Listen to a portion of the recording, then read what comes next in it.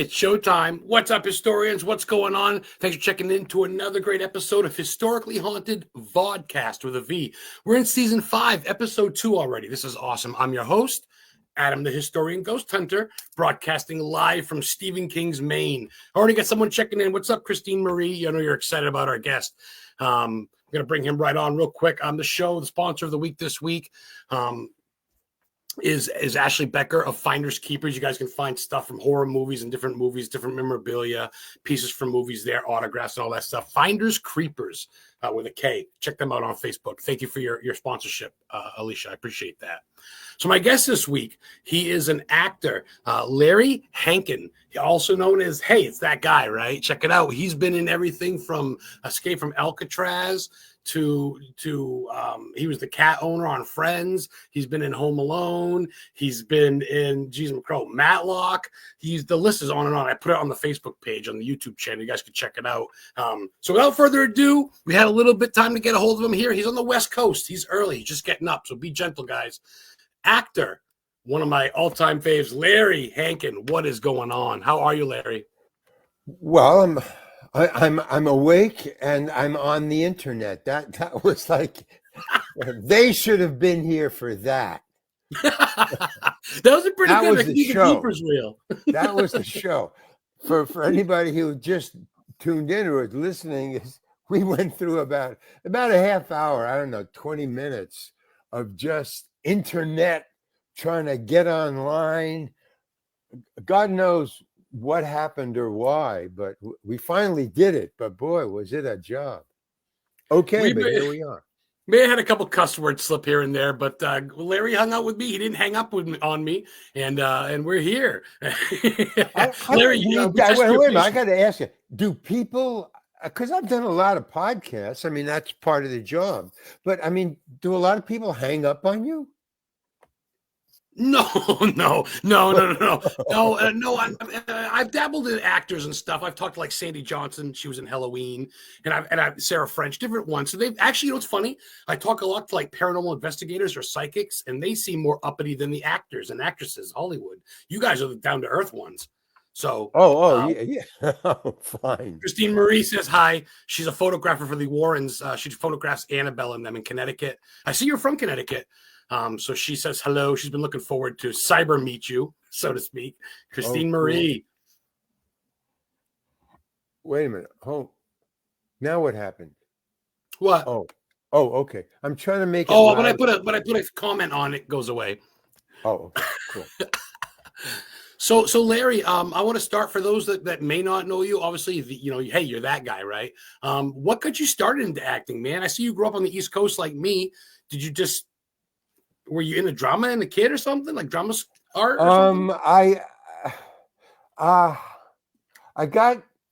I graduated Syracuse University, and one of my best friends at Syracuse at the time, we graduated together. I'm different. He was in show, but Carl Gottlieb, who wrote Jaws, the guy who wrote Jaws, the movie. So he was my best friend. He still is. I mean, I know him. We graduated together, and I got into a bar fight on graduation day. Ooh. And really a knockdown, drag out, bad ass fight with another guy who basically, I can tell you this because it ended well, and that's another story. So I can admit that he beat the crap out of me, man. I mean, I almost had to go to the hospital.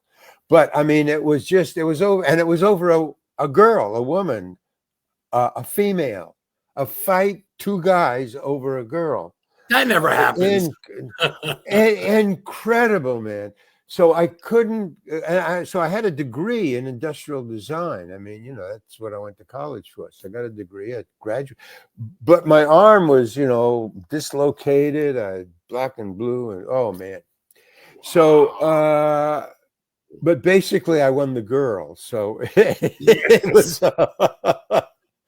girls love bruises and scars, man. They dig it. That's cool. I mean, that's like a hell of a way to get a date.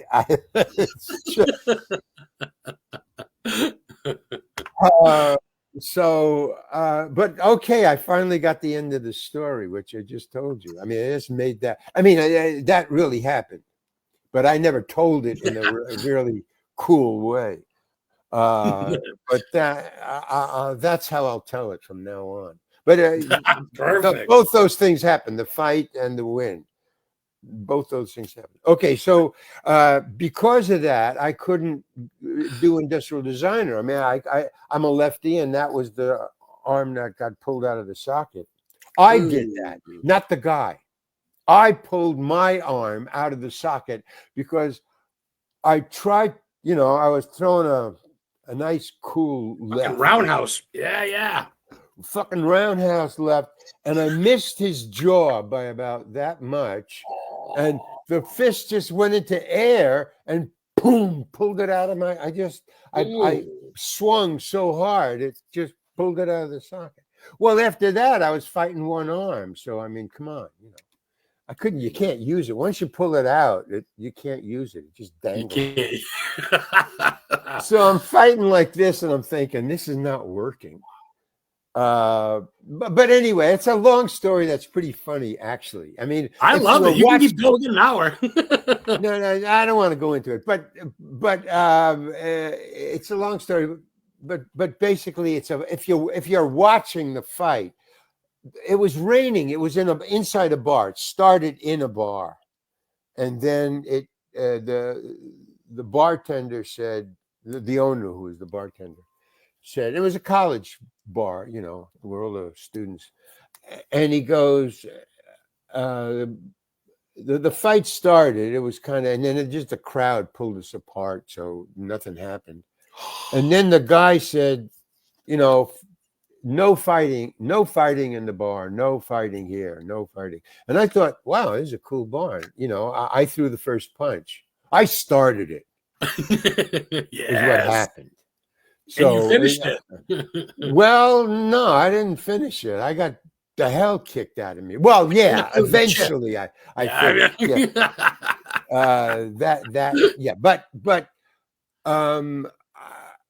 So he said no fighting in the bar, and the crowd kept us apart. And I thought, well, that's cool. I threw the punch, and then the bartender and the crowd stopped the fight. I thought, well, I just won.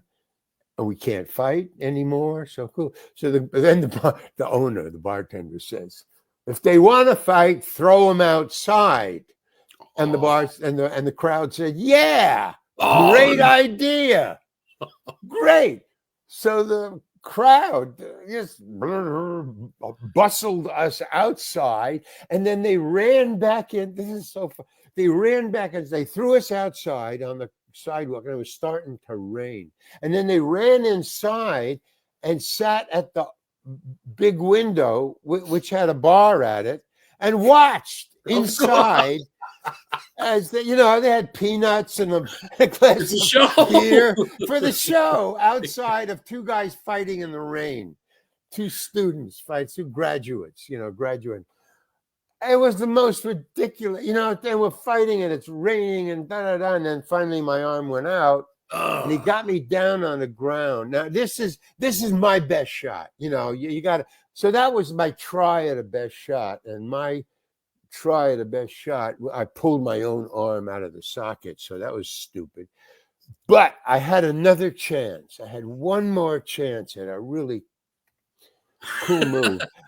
So he had me down, because I couldn't use it. So he knocked me down on the sidewalk, and now it's just raining. It's raining, and he got me down, and he's pinning my arm. He sat on my chest, and he's looking down, and his knees were pinning my arms to my side, to the ground, right? So I'm laying down like this, and he gets right in my face. He gets down, and so he's got me, and I can't. And he gets down, and then he looks at his knees, and they're, kind of on my arms and kind of on the sidewalk. So his knees are getting wet because they're on the pavement and it's raining. So he says to me, right in my face, he gets like this close, and he goes, you see my pants? And he's pointing to his knees, and I'm trying to look over, pinned. I'm looking over and I say, yeah, his knees are wet, which is logical. It's raining. What is he telling me for? So I'm going, yeah. He said, you see that? You see that? I'm going, yeah. He goes, you're going to pay the dry cleaning bills. No way. And yeah, exactly. And it blew my mind to such I said, in my head, it went, that is the most, at this moment, that's the most ridiculous thing I've ever heard in my life. And so I've got to answer that with something more ridiculous. And I thought, okay, I'm a satirist. I mean, I was a stand-up comedian and, I was into I was into satire. I was into comedy. I was a very funny guy. I was telling jokes to everybody. I could see that. College. and he goes, and so I'm thinking, what can I do that's really funny? And I thought, I know, but he's gonna kill me for this. And I thought, what a way to die. Worth it. This move is worth it. And he's in my face and he says, you're gonna pay for this. You understand that? You're gonna pay for this. Now I had a cold. So I just went and right in his face, just a big lunger, right? Boom, that far away. Boom. Well, he went nuts, man, which I knew he's going to go nuts and kill me. But what a way to go. Yeah. And he just went berserk. For about 3 or 4 seconds, he just, God damn it, and he bam it. And then all of a sudden, he just rose into the air. And I looked up, and one of my friends, who was a really good friend, who is a Marine, going to college on the build the Army thing. So we had like 3 classes together. This Marine, Bill, I think his name is Bill. What he did was, because once he went up, I saw he came from behind. He was in the bar. He was watching the fight. And when he saw I was losing, and then when he saw I spit in the guy's face, he came out of the bar. He's a short guy, but man, he's tough. I mean, he's killed people in the war, in a war. And he just took the guy by his jacket and he just lifted him up, from behind. He just came up from behind and he went in, whoop, and he just lifted him up and he spun him around. Now what just happened? Wait a minute, hold it. I got it. Oh, okay. So he lifted him up, spun him around, grabbed him by the shoulders and said, "It's over." And he just said it in such a way, and I'm looking up, and he said it in such a way that the guy who was beating me up just totally got it. He said, if I make the wrong move, you could see it in his mind. If I make the wrong move, this guy, this Marine, will kill me, and he can do it. And I think he would. Wow. That's how it's over. Right in this guy's face. It's over. And all the guy did was said, okay. And the guy, and he just let go. And the guy just turned around and he walked to his friend and he said, let's get out of here. And his friend said, yeah, because the police are going to come. So they just walked away. So, wow. And then he leaned down to me and he said, are you okay? And I said, yeah, I'm fine. Yeah, I'm fucked up, man. And I said, do you need anything? And I go, no. And he says, okay. And he went back into the bar and he said, it's over, it's over. And then they left me there. And I sat there through the rain. I just sat there. With your arm hanging out of socket. Well, yeah, well, I couldn't use it. I mean, there was not much pain. I just, there was no connection to, I couldn't move it. I just couldn't. So I just sat there staring at a telephone pole until it stopped raining, which was about, 10 minutes later. But that's a pretty long time to just sit staring at a telephone pole across the street. And then, and then it stopped raining. And I guess some strangers kind of saw I was kind of fucked up sitting on the curb. And then the people in the bar just ignored. I mean, nobody came out of the bar and said, hey, you know, you want a drink or what? Nothing. They just left me there. Okay, now, you know. And strangers would come by with umbrellas or whatever, putting them away. You okay? Yeah, just leave me alone. Oh, okay, you know. And then about another 5 minutes, and I see the guy and his friend had changed their clothes and are coming back. And he says to me, he didn't say, he says to his friend, hey, he's still here. You're still here. And he walks over to me. He said, I'm going to fuck you up again. And this time I said, which totally confused him. I said, okay, I haven't got anything more. I was sitting down and he's standing up over me. I said, okay, I'm not going to fight. I have nothing left to do. So go ahead. I'm not going to fight back. So do what you want, man. I can't fight anymore. I'm just going to sit here and watch. and his friend sees this and says, hey, man, just leave him alone. Let's get out of here. I'm telling you, the police are going to come. I don't know why he said that, but just to get the guy away from me. I mean, he didn't want any more. His friend didn't want any more trouble. Yeah. So he said, let's go. So they walked away. They left me there. And then I went over to a fence and I pulled my arm back in. You know, you grab it. I've seen it done in the movies. You grab the thing and you pull. Yank and real it goes quick. Over the hump. And it went back and it kind of wrong. I mean, I didn't do it right. A doctor later showed me how to do it. but I got it so I could kind of use it. And then when I got back to my place, the girl called because she wasn't there for the whole thing. She was. What happened was in the bar, I just went for a drink before graduation, before the ceremony. Right. And I saw her leave the bar. As I came in and sitting at the bar, there's a dance thing in the back. And as I'm sitting at the bar, I saw her leave, the girl. I didn't know she was even there. I saw her leave crying. She just ran out. I go, wow, that's really strange.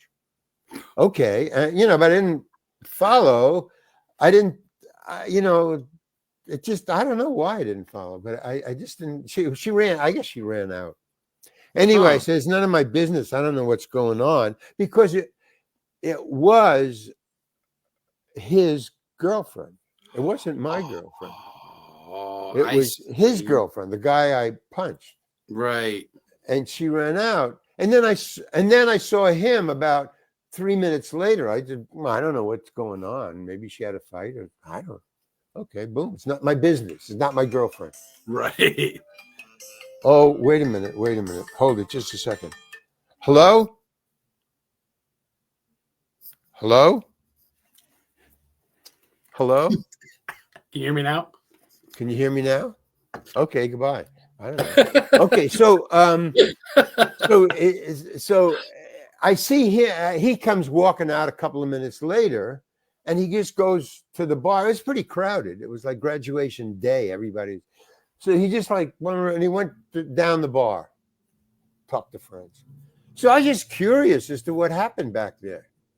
So I got up and I go over to him and I go, "Hey, man, I'm going to make up a name. But did Christy? Did something happen back there? I saw Christy just leave. She was crying. What was going on?" He says, "I hit her." You hit Christy? He says, "Yeah, and if she comes back in here, I'm going to hit her again." Oh. And I go, "Really?" And he goes, "Yeah, really." I go, "What? Why did you hit her? It's your girlfriend." And he goes, "Because you fucked her." No, I didn't. What are you talking about? Which I didn't. I mean, she's your girlfriend. Why would I do that? Now I got to just put a little insert here. If there's anything more tough than say a football player or a weightlifter, it would be a lacrosse player. Oh. this guy was a lacrosse player. He was the captain of the lacrosse team for Syracuse University.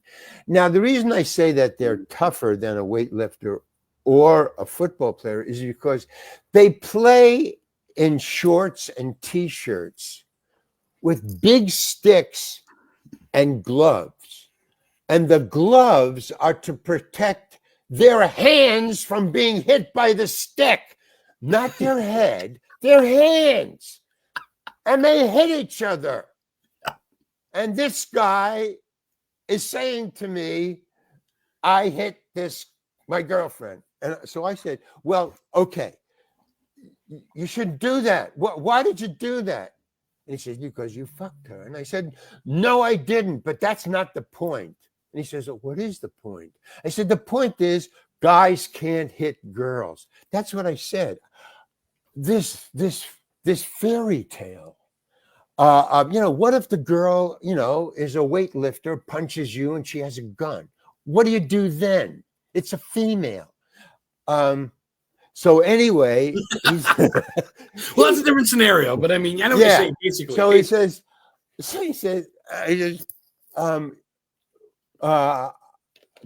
guys can't hit girls. He says to me, and I say, yeah, and he goes, I didn't know that.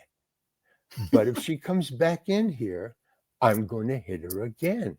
And I said, okay, that's all I want. And this is it is verbatim what I said after that. I said, okay, I understand that you think that I slept with your girlfriend, which is wrong. But still, what I want to get straight is you hit her. And she left crying. And he goes, yeah. I said, okay, that's what I wanted to get straight. Bam! And I hit him as hard as I could, just as hard as I. And unbelievably, it's the greatest and most accurate punch I've ever thrown. It hit him exactly in the center of his nose. Oh, blood went flying. Bam. Oh, well, he went flying, man, because and here's the thing I don't understand. I didn't throw that punch. I'll never understand why. I didn't throw that punch. Something in me threw that punch because I didn't feel a thing. All I felt was this. I said, okay, that's all I wanted to know. And then something took over. Like an inner. But did you see that? Yeah. That was the punch. That was all I felt or did. I mean, I punched him, but I was not conscious of my hand going like that. Because I was looking at him in his face. What? Okay. I see. It keeps on. All right. Fine. Okay. So whatever. This thing keeps on going off. You mind if I smoke? What? You mind if I smoke? I don't care. I got a med card it's legal. Marijuana is legal in Maine. Oh, really? Oh, marijuana. Oh, it's legal here too.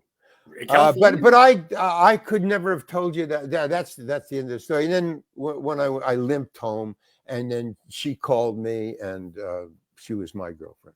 But she knew you stood up for her. She must have known. She called. She said, I heard this. I limped home and just got in bed because I couldn't fucking move. My arm was still sore. I had to go to a doctor to get it, put in right. But she called me about midnight, and she said, why don't you come over? I said, it's midnight, and she's in a sorority, and I lived off campus, and so she was like a junior and I was a senior, and so she said, why don't you come over? I said, no, and if it's midnight, I can't. I'm screwed up, and you live in a sorority. And she says, no, we sneak our boyfriends in all the time. She said, our house mother is. I met her house mother days later, and she's this elderly woman, elderly grandmother, who's a house mother. So she's asleep and hard of hearing. So they snuck me in that night. So I stayed there that night with her. So I kind of won, and then in the morning I hitchhiked home. because it was graduation. That was the, you know. So I phoned my mom before I got home. I asked the guy. I got a couple of hitches all the way home from Syracuse to Long Island. Whoa, that's and I said, yeah, it's long. It took me, I think, like 10 hours or something. But I finally got it. So, but I let the guy, the last ride, I said, let me off about 10 blocks or in a telephone booth. You know, they had telephone booths in them days. So at the nearest telephone booth to my home. And I called home saying, I'm coming home, not how I left home. I'm okay, Mom. I'm okay. But don't get excited. I'm kind of bruised up. I had a fight, but I'm fine. Or I wouldn't be calling you. I'd be in the hospital. So don't get excited, okay? When I walk in the door, just cool. Be cool, Mom. So she said, why should I be cool? What is going on? You know, I said, don't, just be cool. Just don't get excited. I'm talking to you on the phone. Do I sound? I'm fine. You know, okay. So she says, okay, I'll be cool. So I said, okay, it'll be about 10 minutes. Okay. So I walk in the door, and of course she lost it. Oh my God. Oh my God. You know, it was like I don't know. My father was home, so I don't know. Maybe it's a Saturday or a Sunday, but my father was home. Come in here. Come in here. Now he came in, so he's like a guy, so he understands fights. You know. So he says, "Are you okay?" I go, "Yeah. It's just, you know, I just need to get my arm." So I hop in a car. I'll take you. So they took me to the. Well, it was the next day. Oh. So they took me to the doctor, and then my mom is she wouldn't calm down. I mean, she tried to contain it, but she was like, "Oh my God, why? Oh my son, my son." So I went to the doctor, and he's trying to calm her down. She says, "No, but he was saying things that would just get him more excited. No, it's just his arm is dislocated. It might be a concussion. No! Don't worry about it. Get over it. I'll get over it. You know, maybe it's a concussion. Don't worry." So he says, "Oh my God, a concussion! No, my you got his bell rung." They should say, "Get your bell rung." Yeah. Don't worry about it." He kept on saying that. And it's normal. It's normal. Yeah, it's just a fight. It's just a fight. Your mom's freaking out, and your dad couldn't be more proud of you. I bet. You know. Well, I know he stayed home. My mom drove me, and he's. I don't know how the, you know, who gave out the keys to the car, but whatever. So yeah, so that's the long story of how to get into show business. That was what you asked. So that's how I got into show business. I couldn't go to design cars in Detroit as an industrial designer at about, I don't know, $100,000 a year or whatever they were paying. It was a lot of money, but I couldn't. Yeah, even now it's, yeah. But Carl Gottlieb called me, my best friend from Syracuse. We lived in New York, and he said, "No, I heard you got into a fight, blah blah blah." Yeah, he said, "Well, what are you going to do? What are you going to do?" And I said, "I don't know. You know, I can't go work, and I don't want to work. I don't want to be an industrial designer. I just, you know, went to college. I thought it was going to be art. It was industrial design. I saw design." Shit. But once I got to college, I was always over at the, you know, the acting department. You know, the art, and they were part of the same school, which was the design school. So there was painting, drama, and industrial design, which was also, you know, math and calculus and shit. So, but I didn't want to, I thought I was going to an art school, but it was an industrial art school. Oh. So I could build a car. I couldn't draw one. I mean, I could. I'm an artist. See, that's my painting. Oh, that's you see that? Wearing. Okay, watch this. Oh, that's cool. Well, I noticed you have a page and you got stuff on there and stuff like that. Like I do. See, there's the other one. Can I order that shirt? Can people order that shirt? Yeah. Awesome. T Public. Oh, I public. shared the link earlier on the public? Facebook page. What? I shared your link earlier on the Facebook page. Your Google, the website you got. You Oh, got your I book on guess there. On the, you can buy. There's 40 of them. There's 40 different, and they're just normal prices. Or you can buy the paintings. They're prints. You can buy the prints that size or even smaller. You can buy them that big. Go to thereallarryhankin.com. All small letters, one word. Thereallarryhankin.com. Each word, put them together. It's one word, small letters. Or you can go to teepublic.com. TEE public. One word, I think. Teepublic. They make T-shirts, and there's a whole 40 of them there. So okay. I'll share that on the Facebook page, guys, later on Historically Haunted's Facebook page. I did share Larry's first one, but I'll share that one later too. Okay. So, I mean, that's a long story, I guess. Yeah, it was cool though, man. Not many people get to hear that shit. That's awesome.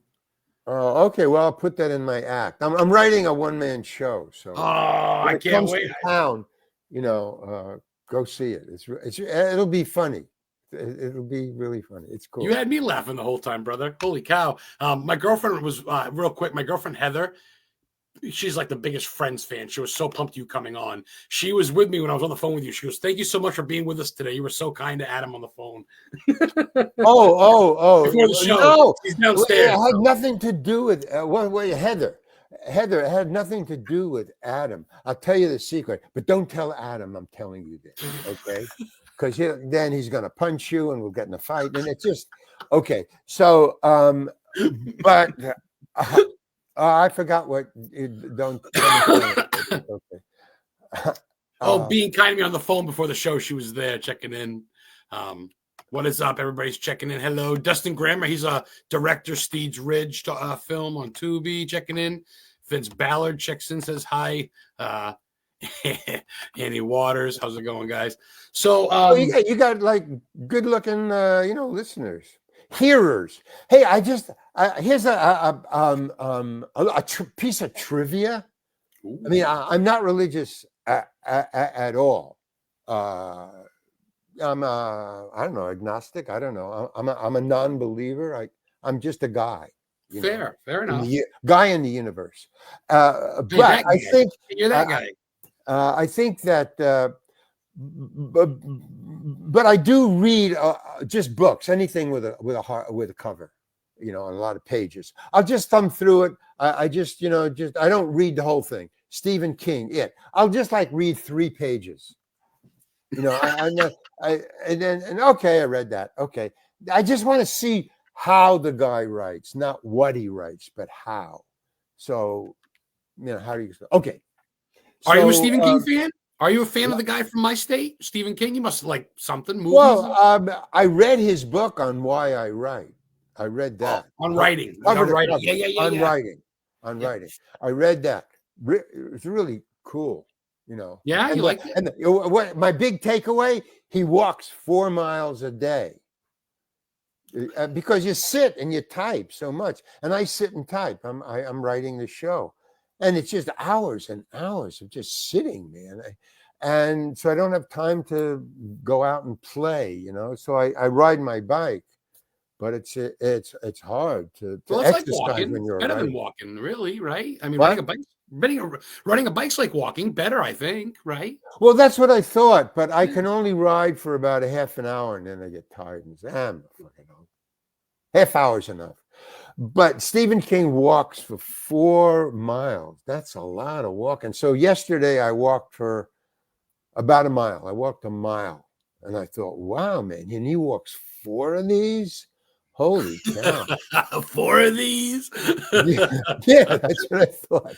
Well, 4 or 5 years ago in Maine, he was walking and he was reading a book while he was walking. He got hit by a car. So that's the guy died on his birthday the next year. Say that again. What was the guy that hit Stephen King died on Stephen King's birthday the next year. Well, there you go. Don't fuck with writers, man. Thank you, Larry. Do not. Beware. So Larry, Yeah. I want to talk because a lot of people are all talking about all. Of course, you've been in. Oh so many- man, I'm not gonna. No, I'm not gonna answer it. If it's someone It's, cool, go ahead and answer it. And tell them you're on the show. Get them on my show. well, okay. Let me see. Hello. Oh, hello.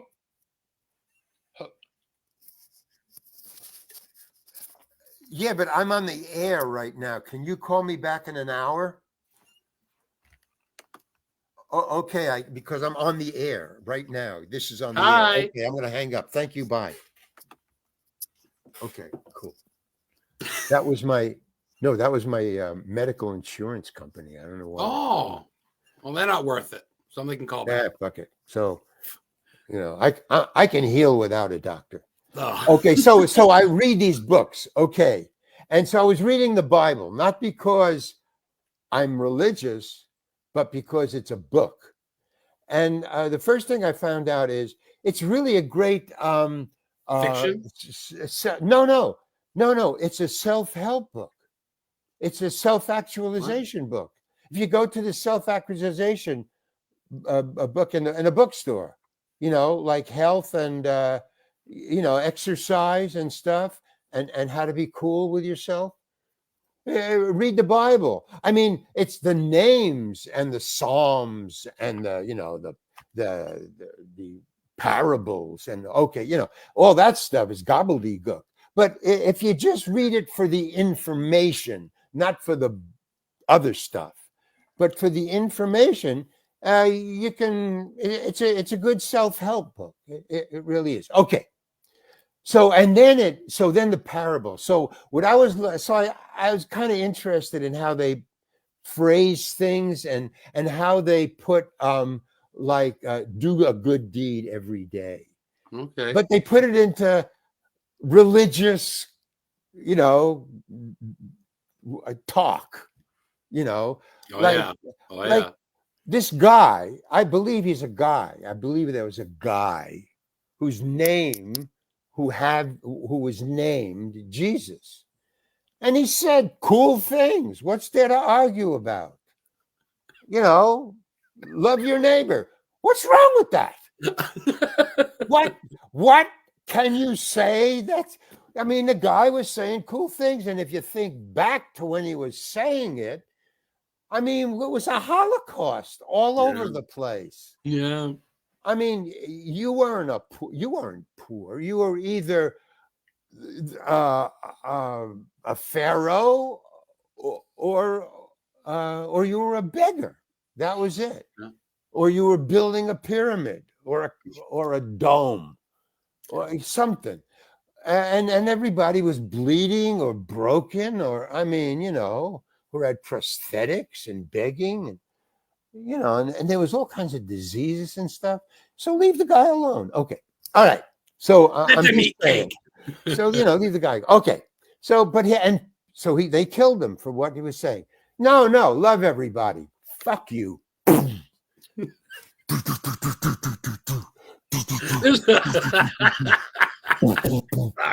I'm sorry. That's fucking love everybody. Oh yeah. You probably were fucking Christy too. It was just insane back then.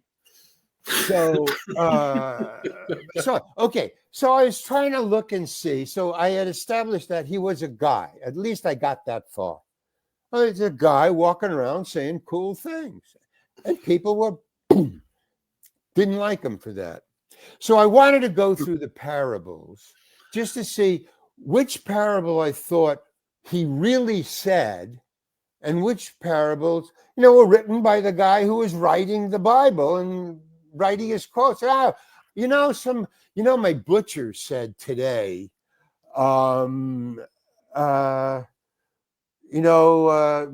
the parable was. So he wrote it down, but it wasn't Jesus who said it. It was either the writer or his wife or whatever. So I was trying to figure out which was actually said by Jesus and which was just a parable that somebody made up and threw it in and said that he said it. Okay.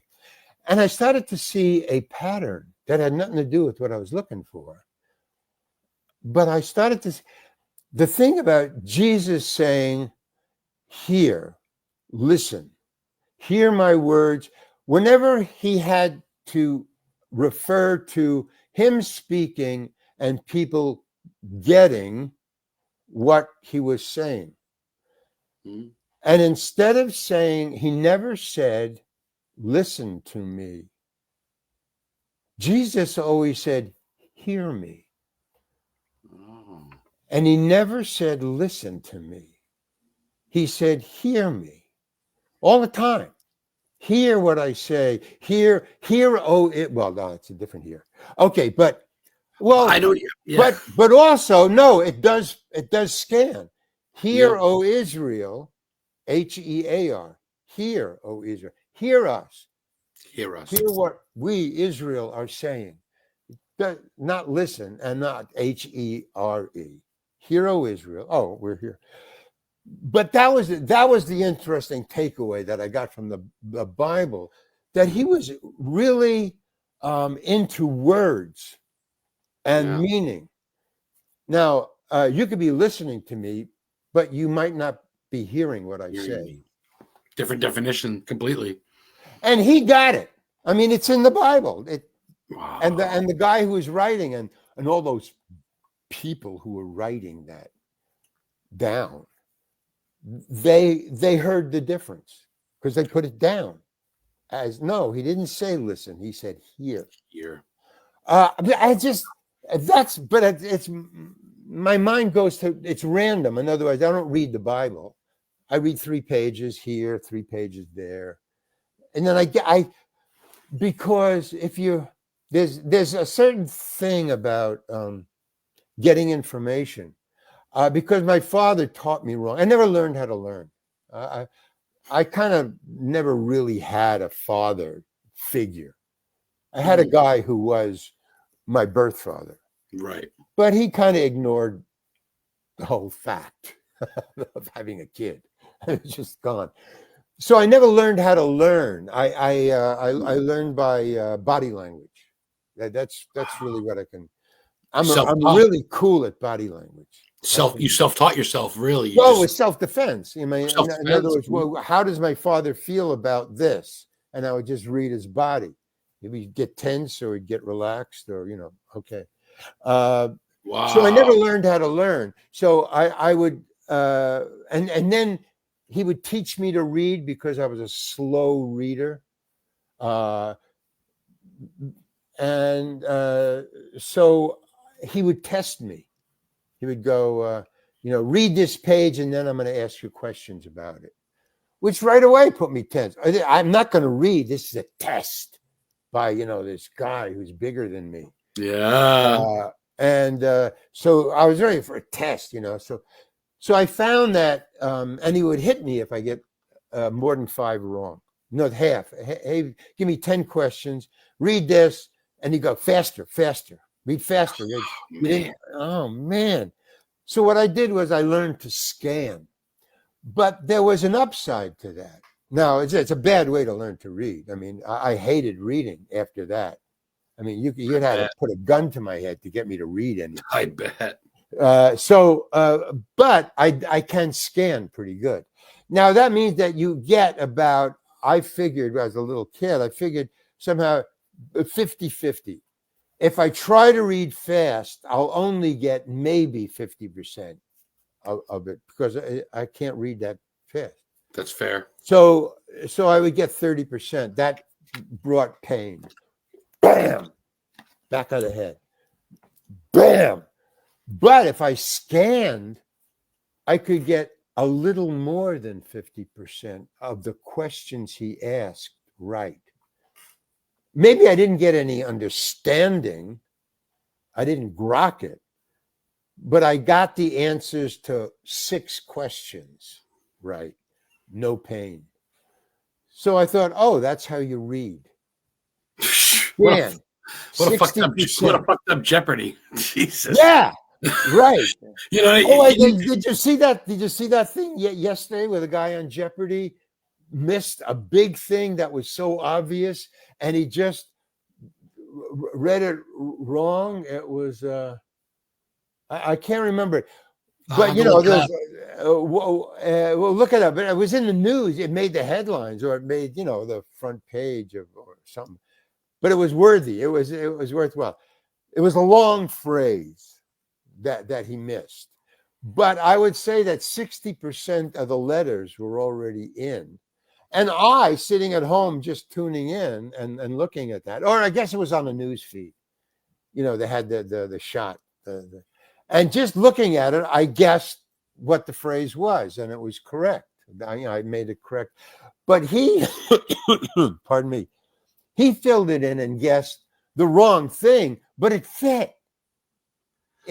But it missed about 2 or 3 letters were wrong for what he said. But that meant that he got about 95% of the phrase of using the letters in a different way. That was right, except for about 2 or 3 letters. Heather, try to find that for me. I'm trying to find that. Yeah, it was. I'm curious what the fuck that it is doesn't now. matter.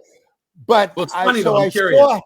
It was the first time I ever saw how my mind worked when I was a little kid. He got more than 6 letters right.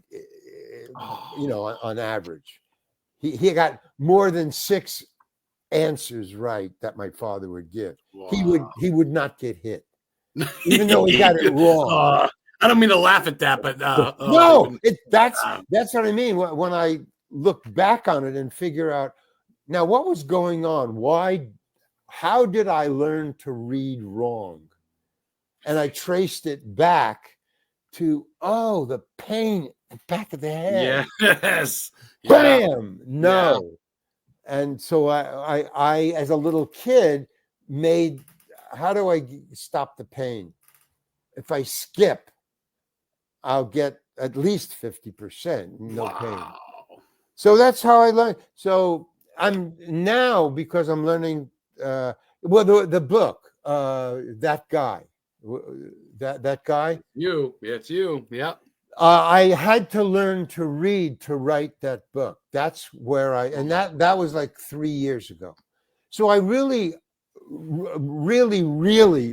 to read in a proper way. I read that's how I read the King book, on writing. On writing. Yeah. On writing. Stephen King. So I read all of the best writers. I read like 10. I got, I went on Amazon or something, and I picked, give me the best 10 bestsellers of the last 20 years.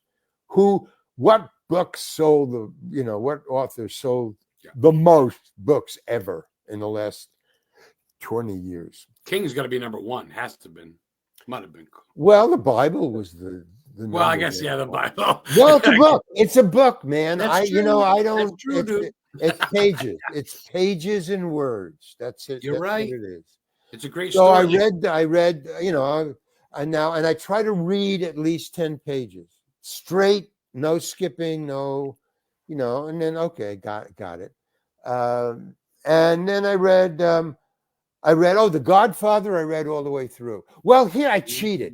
It's a great. I thought, wow, if you really read right, it's great, man. Man. Mario Puzo.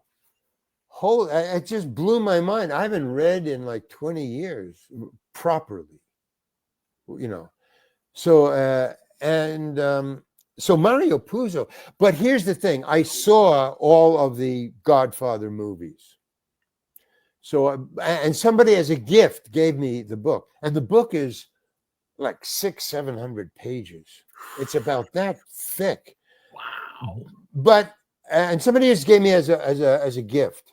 He said, because I was writing that guy, and he said, and somebody, a writer, a published, best-selling writer, escaping Alcatraz, not Escape from Alcatraz, but the book, a bestseller called Escaping Alcatraz. It's his bestseller, and it's about Alcatraz. It's about the real story of Alcatraz. So the writer of that bought The Godfather for me because he heard that I was writing a book called That Guy. So he says, well, you should, I said, well, how do you write? Tell me what I should do. Not how, but like, Right. what should I Proper read? etiquette or whatever. Yeah. How do you get? So he told me, so he bought me he bought me The Godfather. Wow. And he said, read this and you'll learn how to write. He said, this is a good book. In your opinion, what's better, the book or the movie? There's no comparison. The book it's incredible. Wow. No shit. Mario Puzo is a freaking genius. Are you kidding? I mean, they must have nailed it in the movie a little bit though, right? The movies? Oh, Coppola is also a genius because he made a movie out of it. I couldn't do that in a million years. There's nothing like the book though. You're right. Okay, so here's what I did. I saw all the 3 movies before I even got the book. I mean, that gift. Okay, so I opened the first. I said, oh, I'm going to read this whole thing. I got to write a book. I got to read this. It's been recommended by a best-selling author. I got to read this. So I started to read, and after I read about 3 or 4 pages, the introduction started to get into it. I thought, wait a minute. As I'm reading, I'm seeing Coppola's movie. I'm saying, oh, wow, Coppola was really a genius because the words that I'm reading, just these 3 or 4 pages, I'm seeing Coppola's movie. And Coppola's movie is pictures, not writing, but they're matching. Wow. I go, holy cow, he took about 1,000 words and turned it into maybe 10 minutes or 5 minutes of pictures that move. And I thought, holy cow, that's amazing on Coppola's part. I still wasn't into the genius of the guy's writing. How good he's how good he can give me pictures just by words. That made me want to read more, Yeah. To keep on. He got a flow, man. Flow. And so he's got, okay, so I stopped reading after about 6 or 7 pages, and I said, okay, I saw all of Coppola's movies, and I just divided the book because it's in chapters, and I just divided the book in half, of chapters, half the chapters, and I said, okay, this is Coppola. I don't have to read this. He's given me this. I saw all the movies. I'm just going to read these 300 pages, which is the end of the book, because I know how we got here. On that page, I saw Coppola's movies. So I know all the people and the names. I know everybody. I don't need all this information. I saw how we got here. Okay. Right. And then I started reading. And then I started getting my mind blown. And I couldn't put the book down, man. I read the whole thing, in about 2 or 3, 4, maybe a week and a half. Just reading. Couldn't get enough. Couldn't get enough of it. Yeah. So that's how I learned to read right. No, if you get the whole thing, you get pictures, you get information, you get flow, you get a whole thing, man. Dude, you lit right up. Just talking about the books, you lit right up in your face. Body language, like your father. Exactly. You that's your happy space, man. Not to get back to it. Real quick, my girl says, I want to give you credit. You learned what style of questions your father would ask as well. Brilliant for a child. So Jay Hill checking in, podcaster Jim Brown. What's up, guys? From Jody Gibbs. Her mom's going through some stuff. What's up, girl? You're live with Larry Hankin, actor extraordinaire. Real quick before we get going, I got to ask you about some stuff too, real quick. I know obviously Escape from Alcatraz, the late 70s, 79, I believe. You did something like what was it, Lucifer, something Satan movie before that? I got to check that out, man. No, I've done porny movies. I mean, you've done a shit ton. You've done a shit ton. But the reason I made that face, oh God, is not because of the pornography, because I was fully dressed. I was the comic relief. So I've done like 4 or 5 porny movies, but never as a pornographic star or actor, but as a comic actor, character actor, comedy relief. But here's the truth of pornography. What I learned, because I would always go to see the movie that I was in as the comic relief, just to see what I did, because I'm interested in being a good film actor. I don't care if you took a film of me. I want to see it because I want to see what I did. Okay, so I go to the pornographic movie, and I say, okay, so here's my takeaway. Nobody on this godforsaken planet, nobody goes to see a pornographic movie for comedy. Fair. That's fair. Sorry. Yeah, I it agree. Doesn't work. It doesn't scan. I mean, it doesn't. What happens is people start turning around like, what am I in the wrong house? I thought this was a porny movie. No, because I made a movie that I wanted to hand into the Academy, film short, and but you have to get it into to get into the Academy to be awarded or not an Academy Award, an Oscar for film shorts. You have to get it played in a local Los Angeles County film theater, movie theater, a regular, normal movie theater. Yeah. So what happens is when Academy Award comes around, you got to all the movie theaters in LA County, and that's a big, huge county like New York City.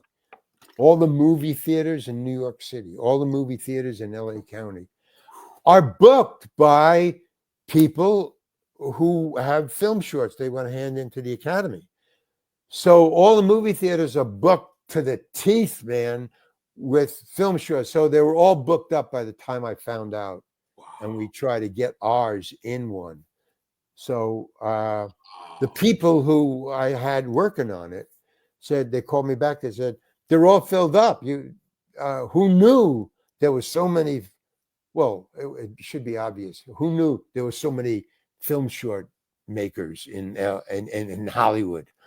Oh, surprise, surprise. So I thought, oh man, you got to get it into. And then they called me back, and the cinematographer who wanted it in, he calls me back. He says, I got a movie theater. We can get in, just under the wire for when it, closes. You can't do it anymore. Oh. I said, okay, great. What is it? And it's in your neighborhood where I live. It was right around the corner from where I lived. Perfect. What a coincidence. I mean, holy cow. I said, what theater is that?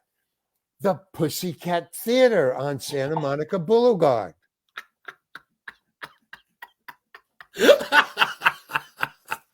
Oh, hey, no. At this point, well, I mean, why not, right? Hey, man, it's a Los Angeles County genuine valid movie theater, porno movie theater, only shows movie theaters. Now, here's the weird thing I learned about movie theaters, porno movie theaters. I said, I got to check this out. Are you serious? I mean, because I thought, no, they do porno movies. And I said, wait a minute. As soon as I got that information, as soon as I left the house, I said, well, maybe they changed and they're really a normal movie theater. So I walked over that day. I walked around the corner on Santa Monica, and I walked. And what do I see in front of the Pussycat Theater? Is a bus, a paid for bus, a chartered bus, okay. Big, one of those big tourist buses. It's parked in front of it, unloading a busload of Chinese tourists. I was just gonna say Asians with cameras. I bet, fucking son of a bitch. And they're going into the porno movie. Now, my movie hadn't been put in there because they're going to put it in next week, but the timing was tomorrow. It's kind of, but we had already booked it in, so we were Oh cool. my fucking God. So there wasn't on the thing. But when it was, it had the porny movies, it had the Lucifer. No, it had nothing to do with me, but it was my movie for an Oscar. But it opened, and I invited my girlfriend at the time to go see it. And she says, "Where's it playing?" And I said, "Well, it's playing in a porno movie." And she says, "Oh, well, no, come on, Larry. Why did you?" I mean, she said, "Fine, let's go see it." But I mean, that's kind of, that's the best you can do with your movie. It was a good movie. It got Lucifer's nominated. Woman, right? Lucifer's Woman. Is it Lucifer's Woman? Lucifer's Woman. But here's what happens with all four of my porno movies. Are we running over? We're at the hour mark, but we can go another 10, 15 minutes. I don't want to bug you, but if you got 5, 10 minutes, brother, let's do it. Fine. Okay, let me just finish this. Let me just tie this up. Yeah. Take your time. So, the porno movies, I've done 4 or 5. Okay, and all of them I've gone to see it. But this one, I was in my film short, which was just a funny, clean, ordinary movie to go into the Oscars, which started in the afternoon. It was the first one at 12 noon. So my film short, and then porny movies for the rest of the day. But it got a showing, and it played for 1 week. The 12 noon first showing was my movie for a week. No way. Okay. All right. So I went back. You started really professionally, I guess. I mean, say that again. That's kind of where you started professionally, at least. That's one of your first film was right, kind of. Well, that was my first film that I ever did, but it was money I made as an actor. I mean, I had to work for about a year to save it up money. I paid for it. Okay. So I worked for a year as an actor to save enough money. So that was normal film short for an Oscar for a guy. But it was they only played pornographic movies for the rest of the day and evening. So just one showing. Oh, okay. Got it. All right. So now I take my girlfriend to say, we got to go at noon. So we just went in at noon. And there was only 3 or 4 other men in almost in raincoats, obviously. But they didn't sit together. And there's one over there, one over there, one over there. They didn't sit together. And there was only I would say there was maybe in a movie theater where there was maybe 7 males not sitting together at all, very far apart. And we, the cinematographer, his wife, and me and my girlfriend, we sat in the back because we didn't want to be around it. But we didn't know it would be empty for the noon show, first show. Okay, so we're sitting in the back. Okay, and then my film short comes up first. Now it's called Sally's Diner, and you can go. It's on YouTube. It's Sally's Diner, and it starts out. It's a diner, and there's a waitress, and there's me sitting at the counter, and so the 7 guys. I was watching the guys because I know what the movie's about. So I watched the guy, and they just the movie starts. Sally's Diner, waitress, me as a kind of a homeless guy. I was about 25 or 27, I don't know.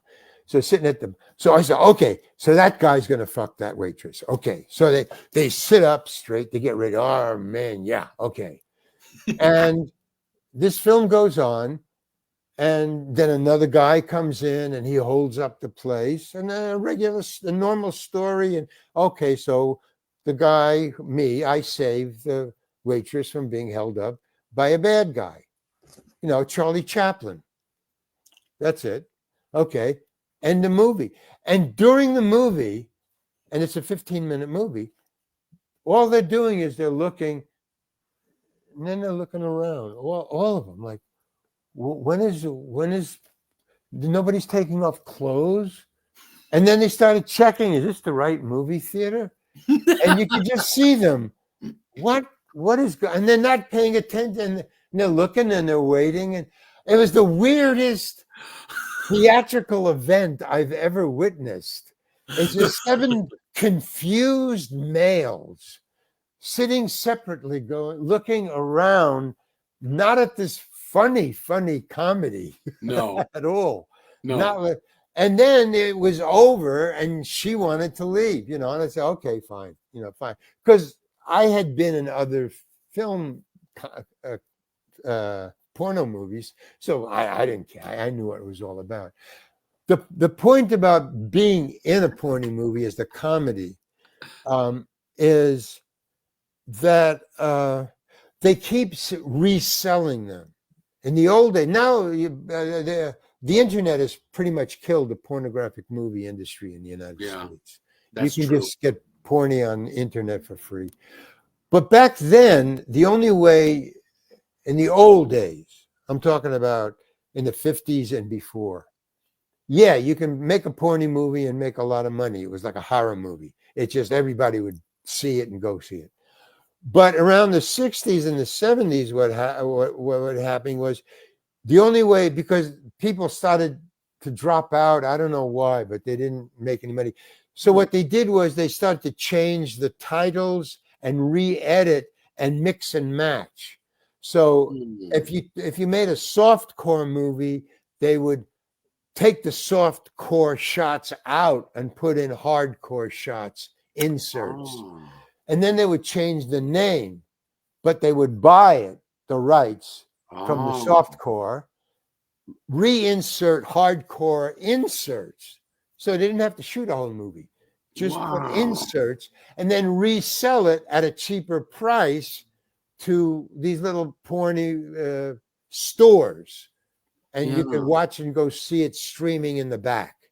Right. So that's when I came in and would do it. So that's when I would see. That Lucifer thing that you said you saw, I don't know what iteration you saw, because that changed names and inserts maybe 3 or 4 times easy. Shit. Wouldn't you need your permission though, or wouldn't you need to be involved? In those days there was no contract. I don't even think I ever signed a release for anything. Look, my girl Heather says, I bet that wasn't in the Bible. yeah. So fantastic show. That was just the interesting thing. I'll give you a call later, Jay. Okay, that's the story. No, they're all saying fantastic show. They fucking love it. No, that's we're at our time, but dude, I'm fine to go over because I got a couple questions real quick. Well, go ahead. I have nothing to do except write all day. Go ahead. You don't write. You got to cut me off. Just tell me when to stop, because we're gonna go 10 hours. Fuck that, Larry. Minutes. I'm gonna get KFC delivered. I'm gonna DoorDash my KFC. We're gonna be here for hours. Well, cut it in half and do two sections, 2 shows. That's it. Shows. To be continued. Well, what do you have to know? What do you know? Well, I know it's probably beating a dead horse. I'm sure you've been asked a million times. But my girl Heather's a diehard. Do you keep in contact with any of the Friends cast? Do you still talk to them? I'm out of show business. No, I never did. I don't know any, and I've done 210. This is from podcasters who've told me. I don't follow me. I don't pay any attention to what I do in films, because it's not my choice. No, not my choice. I was a stand-up comedian. So if it's not, and nobody ever filmed me doing stand-up. So I'm writing it now. But I got in because I just couldn't make enough money as a stand-up. Although I was opening for big acts. I mean, I was making a lot of money. That's how Adam Sandler found you, I bet. He probably saw you doing stand-up. When Adam he saw me acting in movies. No shit. I'm surprised he didn't see you underground. No shit. No, it's just that I got in. I wasn't making a lot of money enough times. I mean, I was opening for Woody Allen, Miles Davis, the Kingston Trio. I mean, I was opening for big name acts. I was making big money. I was doing the Playboy Club. Wow. I was doing the Cellar Door in Washington D.C. I played for John F. Kennedy and Wow. Bobby Kennedy. Wow. The opening act for Miles Davis. When Miles Davis played the Cellar Door, and the President of the United States, John Kennedy, and his brother and his wife, their both wives came. I opened, you know. So I was big time. But I wasn't making enough all the time because of expenses of flying and living, in hotels and stuff. Yeah. And I didn't like the life. So I Where's one joined. of the favorite places you've been? Excuse me? As far as like, what was the places you've ever like? What's your favorite? What's your favorite place you've been in America? Like, besides California, is like a certain state you like that you filmed at or vacationed at? You ever been to Maine? I guess that's a couple of questions for you. Florida, I know you get the clear water. I like to swim. I like warm. Warm water. Florida. So you never been to Maine? I know. If here's the other thing, which is tied to the learning things. Basically, I was born with. I'm a dyslexic. Oh, no shit. So I have a hard time learning a priori. So with bam in the back of the head, that really screwed up my learning ability. So I've learned different tricks because I have a rather adequate IQ. I'm okay in the IQ department. So I think that helped me do workarounds. So I'm up to speed. I'm not behind in anything. It'll take me a little longer to get it, Right. but I get patterns. That's one of the things about intelligence. Pattern differentiation. You got fucking StreamYard figured out. You get the podcast. You get the podcast figured out. No. Well, also, and that's how you like it picked out the hearing and the listening thing in the Bible. That's not easy to do, man. Not everybody can do that. Not everybody gets that. Not everybody even understands. Even now they go like, "Well, I don't get it. It's the same thing." No, it's not. Yeah. So I'm answering your question of favorite. No, I shut down on the absorption thing. If it's not stand up or direct, really related to me making people laugh by reading, by doing something on film, I don't register it or I dump it. It's like learning your lines. Once I do the movie, I dump it. People say, "Oh, what did you say in that?" I don't remember. I don't keep those things. It's the same thing with more important things, like your name. I mean, I don't understand why I remember some people's names and other people I don't remember their names. Whereas normal people remember normal people's names normally. I don't. I don't know why I register some people and don't. It's been a lifelong task for me to figure out, why do I know his name but not that name? Why do I remember this but not that? And I'm getting close, but it's the dyslexic thing. No, so I don't know why I like different places better than other places. I don't have any memory of I just know clear water. That's where I want to go to. I guess. See, now that we're talking about it, it's coming back. I joined Second City, and then I joined the committee, and that's a group. I like group. I like acting is because I like group.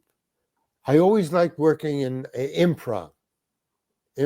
So the committee was invited to perform in two big time places. We played Las Vegas in one of the big casinos, and Hawaii. So when I got to Hawaii, me and one of the women in the company flew to an exterior island off of Hawaii where there was nobody. That is the best place. Literally middle of nowhere.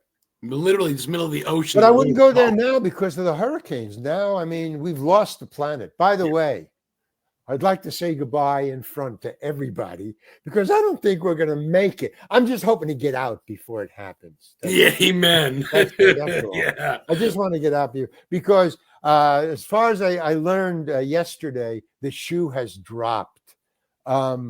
We've passed the point of the melting icebergs are going to raise the planet.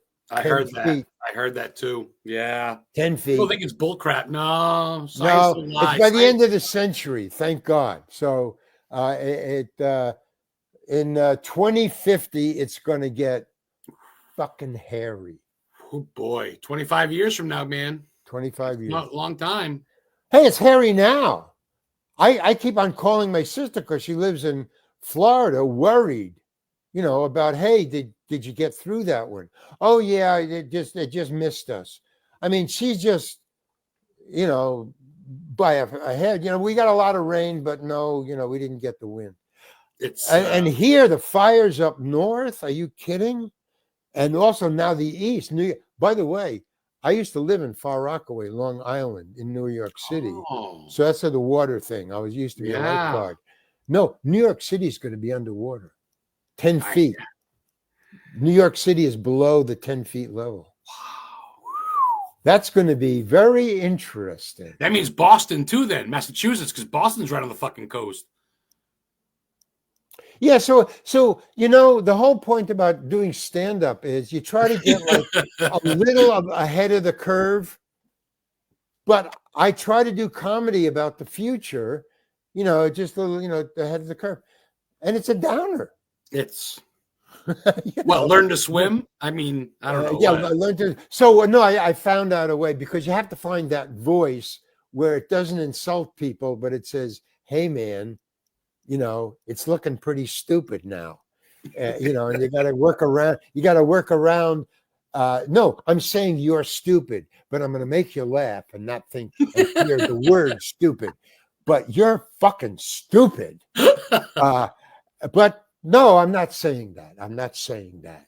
I want that as a soundbite. I want as a soundbite of you saying that to me. You're fucking stupid. That was awesome. Fucking Larry just called me stupid. Hey, I know you didn't, but that was awesome. No. I'll just say, hey. You're fucking stupid. Yes. Brandon. Yes. Brandon's checking in from Virginia. So yes, you did miss the show. I'm a little bit early, but it's going to be on my YouTube channel. We're going to get going here in another couple minutes. We're talking to actor Larry Hankin, all around great guy. Larry, before we get going, have you been to my neck of the woods? Have you ever been to the great state of Maine? I don't think so. I might. No, I don't think so. There's no. I wasn't booked up there. I never flew up there. Rhode Island, I think, is as far north as I got. No shit. Okay. Oh, you never been to Massachusetts then, even? Maybe, but maybe relatives or something. But when I was very small, not really, not as an adult, or We got snow coming next week. Yeehaw!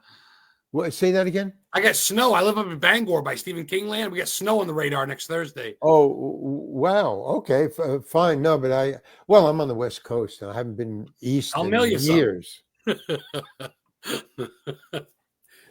we get going, man, I want to get your book. I want to order it through you. Maybe you can sign it for me, put to Adam or something. And sure. Tell you're fucking stupid, man, or something funny. Don't be stupid. That's what it is.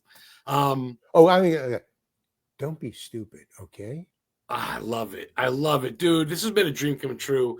We got a little bit of time left. Do you want to let everybody know one more time before where they can find you, where they can order your stuff? Okay, the reallarryhankin.com is where you can get my paintings and some of my film shorts. Or you can go on YouTube, and a lot of random film shorts of mine are on YouTube under Larry Hankin, YouTube, or patreon.com/Larry Hankin. And you can see a lot of my stuff. And anything else? Oh, and buy my book on Amazon. I'm gonna buy it. That guy I'm going to get it from Larry and have him sign. Really Larry, thanks for playing Carl on Billy Madison. Everybody, yeah. Oh yeah. How'd that face go, Carl? You were really appreciated, respected. I know you, like you say, but I'm so glad to get to know you as a person because you're way more than any of the characters you perceive, which are all great. Oh yeah. I mean, that's But why I I want to do the appreciate you new as human, stand-up man. thing. Well, I'm going to do I'm writing a new stand-up thing, so it'll probably be a book. So just look for Larry Hankins stuff. I follow you now. I'm going to share. Hopefully, you accept my friend request. I know you're not on much, but I'm going to share your stuff regardless for you giving me time coming on the podcast. Man, it's been a joy. I could talk to you again. Maybe in the future, I'll get you back on when you finish writing. Because so far, I haven't talked about anything I've ever talked about on any other podcast on this one. So you can start from scratch. No, I've never had a conversation where I've never confessed all these things. Oh, no way, dude. Are you serious? I'm your first, Larry? Well, you're the first I've ever told the graduation from Syracuse fight. Oh, dude. Story. Never told anybody that, the whole thing. And a lot of stuff. Hey, Heather. Thanks a lot, Heather. Take it easy. Oh, look at that, Heather. She's a big fan of you. I know I'm not going to beat the Friends thing up, but she loves you and that fucking cat and the birds and all those scenes. She made me watch all the seasons, so I've seen all your episodes. But you're way more than that. Obviously, that's bullshit. You're way more than that, and I appreciate you, Larry, because you got a good eye on things. I appreciate you, just being a human and talking. Man, I'm your first. Yeah, I'm going to ride that one, Larry. I'm going to tell people. Human. Well, we're basically dodo birds. That's you know this. You know a dodo. They're the extinct birds. Sailors came. The two things that are sure. What is it when you stop evolving? You become extinct. The two major forces of extinction are not being able to run fast and tasting good. Zombie apocalypse. That's the end of humanity. Look at you smile. I mean, that was the end of dodo birds. They stopped flapping their wings because they had no. They were prey for nobody. They had no enemies. No other things would chase them. So they stopped flapping their wings and they thought they could run fast. And they were trying to hop, to jump up to get away from anything. Well, the sailors could run faster than the dodo birds and they tasted like chicken. Oh, I bet you there was some goodies. Oh, that was the extinction. So just hope we don't taste like chicken. That's all I'm saying. Fucking Larry. With words of wisdom, Larry, I'm going to hear you and not listen to you on that one because I better keep my eyes peeled. Yeah. Okay. I got to go. All right, guys. Thank you for watching. We'll see you next week. Historically Haunted VODCAST.